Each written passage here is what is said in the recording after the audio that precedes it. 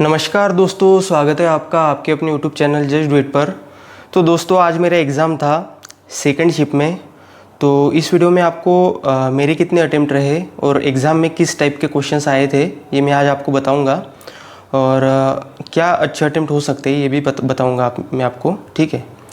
तो दोस्तों, रीजनिंग की बात करते हैं सबसे पहले, क्योंकि स्टार्टिंग में रीजनिंग ही खुला था, ठीक है। तो दोस्तों, सबसे पहले रीजनिंग में सिलॉक्स के क्वेश्चंस आए थे, ठीक है। सिलॉक्स के 3-4 क्वेश्चंस थे जो कि काफ़ी ज़्यादा इजी थे। इनइक्वालिटी के क्वेश्चंस थे जिसमें 3-4 क्वेश्चंस थे।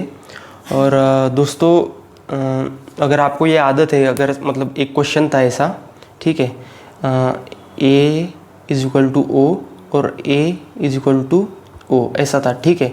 तो कुछ लोगों की आदत है, मेरे जो साथ में मतलब मेरा एक दोस्त था, उसने इसे डायरेक्टली इधर कर दिया था। लेकिन दोस्तों, ये बन रहा था, ये ट्रू बन रहा था, ठीक है। तो ये एक क्वेश्चन था ऐसा। इसके इनइक्वालिटी के 3-4 क्वेश्चन थे जो कि काफ़ी ज़्यादा आसान थे। बाद में डायरेक्शन डिस्टेंस का क्वेश्चन थे, ये भी काफ़ी ज़्यादा आसानी था, ठीक है। 3-4 क्वेश्चन थे इस पर भी। एक फॉरवर्ड बैकवर्ड वाला था जिसमें मतलब एक नंबर दिया हुआ था और फॉरवर्ड बैकवर्ड में कितने पेयर बन रही थी ये पूछा था। तो 6 बन रही थी शायद, मुझे एग्जैक्टली अभी याद नहीं, लेकिन 6 बन रही थी। तो मोर देन 5 इसका आंसर था, ठीक है। बाद में मीनिंगफुल वर्ड वाला एक क्वेश्चन था, उसे मैंने स्किप कर दिया, उसे मैंने छोड़ दिया क्योंकि रिस्क में बिल्कुल भी नहीं लेना चाहता था। बाद में अल्फ़ाबेट टेस्ट था।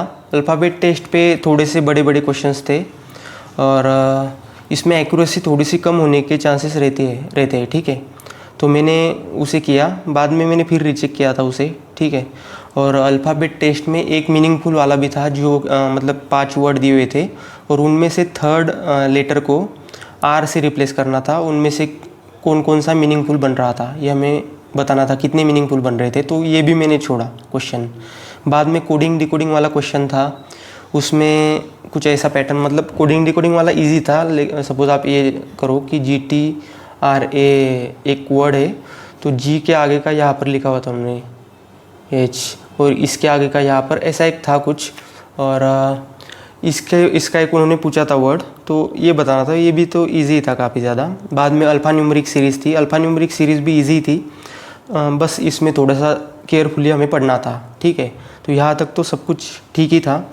बाद में पज़ल की बात करते हैं दोस्तों। अभी पज़ल में सर्कुलर अरेंजमेंट वाला पज़ल था, ठीक है। सर्कुलर अरेंजमेंट में 8 लोग बैठे हुए थे, एक ही डायरेक्शन को फेस कर रहे थे, इन देख रहे थे शायद। तो ये भी काफ़ी ज़्यादा ईजी था। बाद में लीनियर पज़ल था जिसमें 7 लोग बैठे हुए थे। और बाद में फ्लैट एंड फ्लोर वाला पज़ल था, उनमें से कई लोगों ने उसे मतलब स्किप किया था, लेकिन वो काफ़ी छोटा क्वेश्चन था। ऊपर इंस्ट्रक्शंस ही काफ़ी ज़्यादा बड़ी दी हुई थी, मतलब काफ़ी ज़्यादा लाइंस की इंस्ट्रक्शंस थी। बाद में मेन जो पज़ल था वो तो काफ़ी इजी था, छोटा ही था। बाद में ऑर्डर एंड रैंकिंग वाला क्वेश्चन था, इस पे भी 2-3 क्वेश्चंस थे शायद। तो इसमें थोड़ा सा 40-40 मिनट लग रहे थे, 40-40 सेकंड लग रहे थे एक क्वेश्चन बनाने में, ऑर्डर एंड रैंकिंग में। तो रीजनिंग दोस्तों, रीजनिंग काफ़ी ईजी था, जैसा आता है वैसा ही था, ठीक है। रीजनिंग मेरा 3 मिनट पहले ही ख़त्म हो चुका था। और मैंने इसमें अपना अल्फ़ाबेट टेस्ट में जो मीनिंगफुल वाला था और जो नॉर्मल वाला मीनिंगफुल वाला था उसे मैंने स्किप कर दिया, और बाकी के मैंने क्वेश्चंस अटेम्प्ट किए। मैंने 38 क्वेश्चंस अटेम्प्ट किए रीजनिंग में, 3 मिनट बचे हुए थे। बाद में मैंने अल्फ़ा न्यूमेरिक सीरीज़ वगैरह इसको रीचेक किया था, ठीक है। तो यहाँ तक तो ठीक था, ठीक है। अभी क्वांट की बात करते हैं। क्वांट में थोड़ा सा मेरे से गड़बड़ हुई। और दोस्तों, क्वांट में एक बार बात कर लेते क्या क्या आया था। सिंप्लीफिकेशंस के क्वेश्चन थे, 12 से 15 क्वेश्चंस होंगे सिंप्लीफिकेशन के। इसमें मेरा एक क्वेश्चन वहाँ पर बना नहीं, उसमें थोड़ा सा टाइम वेस्ट हुआ। वो क्वेश्चन शायद ऐसा था, x3/5, 7/5 ऐसे कुछ था क्वेश्चन, ठीक है। तो मेरा उसमें टाइम चला गया, फिर मैंने उसे स्किप ही कर दिया। मतलब क्वेश्चन तो सारे इजी होते दोस्तों, लेकिन वहाँ पर कुछ थोड़ा सा हमारा मिसकैलकुलेशन होता है वगैरह, और उसमें हमारा क्वेश्चन नहीं बनता।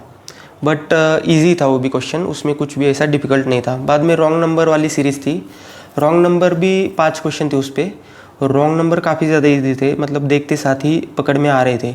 उसमें एक पैटर्न तो क्यूब दिए हुए थे और बीच में 11 का स्क्वायर दिया हुआ था, तो वो रॉन्ग नंबर था। ये डायरेक्टली हमें दिख रहा था। और 2 सीरीज़ में सेम पैटर्न थे लगभग, मल्टीप्लिकेशन वाले 2, 3, 4 ऐसे इससे मल्टीप्लाई हो रहा था। और एक और क्या पैटर्न था, एक और पैटर्न मुझे याद नहीं, लेकिन इजी थे दोस्तों रॉन्ग नंबर। बाद में मैंने सबसे पहले मतलब कॉन्ट जब शुरू किया तो मैंने बार ग्राफ वाली DI उठाई थी। तो दोस्तों बार ग्राफ वाली DI में कुछ ऐसा नया क्या था जिसमें मुझे थोड़ा सा डाउट हुआ, क्योंकि नॉर्मली वैसे होता नहीं था, ठीक है। तो ये ऐसी 5 लाइन थी, ठीक है, और एक एक लाइन की वैल्यू 3 थी, मतलब 5 की वैल्यू हो गई 15, तो ऐसा था। तो इसमें डाटा ऐसा एग्जैक्ट वैल्यू तो नहीं आ रही थी, ठीक है। तो डाटा तो इसका मैंने निकाल लिया था। बाद में इसके ऊपर क्वेश्चन किए तो मेरे पहले 2 क्वेश्चन में मेरा मतलब आंसर नहीं मैच हो रहा था, ठीक है। तो मैंने उसे रीचेक किया, उस चक्कर में मेरे 4-5 मिनट इस DI में चले गए। वैसे DI तो इजी थी, ठीक है। और बाद में ये होने के बाद में मैंने कुछ सिंप्लीफिकेशन के क्वेश्चन किए, और बाद में एक मुझे DI दिखी, टेबल DI, ठीक है। टेबल DI इसमें डाटा दोस्तों इसमें डाटा दिया हुआ था केक्स का, फ्रूट वाला केक और चॉकलेट वाला केक था, और ये टेबल DI थी। इसमें डाटा कैलकुलेट करने की नीड नहीं थी, बट इसके स्टार्टिंग के मैंने 2 सवाल देखे, तो 2 सवाल 5 to 6 लाइन्स के थे, ठीक है। तो 5 to 6 लाइन्स के देखते ही मैंने उसे स्किप कर दिया। मैंने सोचा कि इसे बाद में आके मैं अटेम्प्ट करूँगा, तो ये था। बाकी उसके बाद में अरिथमेटिक के क्वेश्चंस थे दोस्तों। अरिथमेटिक भी इजी था, 2-3 क्वेश्चन अगर छोड़ दे हम लोग तो बाकी क्वेश्चन इजी थे। एक मेंसुरेशन का सवाल था जिसमें वेरिएबल था, ठीक है, तो वो हो गया। बाद में कॉस्ट प्राइस मार्क प्राइस वाला था question. Cost price mark price वाले में मेरा आंसर बन रहा था 625। उसमें कुछ परसेंटेज हमें बढ़ाना था मार्क प्राइस में, मतलब कॉस्ट प्राइस से मार्क प्राइस। देन डिस्काउंट दिया हुआ था 20% का, और उन्होंने कुछ सेलिंग प्राइस बता दी थी और कॉस्ट प्राइस निकालनी थी। और एक क्वेश्चन था जिसमें बोला था कि 78% लोग हैं उनको चॉकलेट पसंद है, ठीक है। तो इनका 78% और 100% ऐसा इनका रेशो निकाल के 39 और 100 था। दोनों का टोटल कुछ ये मुझे एग्जैक्ट याद नहीं, दोनों का टोटल 89 बन रहा था, ऐसा कुछ था। और 39 उसका आंसर था, और शायद 39 ही था, मुझे एग्जैक्टली याद नहीं। बाद में एक और क्वेश्चन था टाइम एंड वर्क का। दोस्तों टाइम एंड वर्क वाले क्वेश्चन में मैंने लिया, लेकिन मेरे से वो बना नहीं, इसमें भी मेरा थोड़ा सा टाइम चला गया। बाद में पार्टनरशिप वाला क्वेश्चन था। पार्टनरशिप वाले क्वेश्चन में दोस्तों मुझे डाउट है, एक बार मुझे आप लोग प्लीज़ बताना कि उसका आंसर 1800 था या नहीं, क्योंकि उनके मंथ्स थे 12 और 6, और उनका रेशियो कुछ तो बन रहा था, और फाइनली 5 to 6 ऐसा कुछ रेशियो आ रहा था, और 5 की वैल्यू 1500 थी और 6 की वैल्यू 1800 ऐसा मेरा आ रहा था। तो दोस्तों आप मुझे एक बार कंफर्म करके ज़रूर बताना कि एग्जैक्टली क्या उसका आंसर था। बाद में और मुझे तो अभी याद नहीं क्वेश्चंस, लेकिन इजी थे, ज़्यादा डिफ़िकल्ट क्वेश्चंस नहीं थे। तो इसमें से मैं अरिथमेटिक के मैंने 2-3 क्वेश्चन छोड़े होंगे।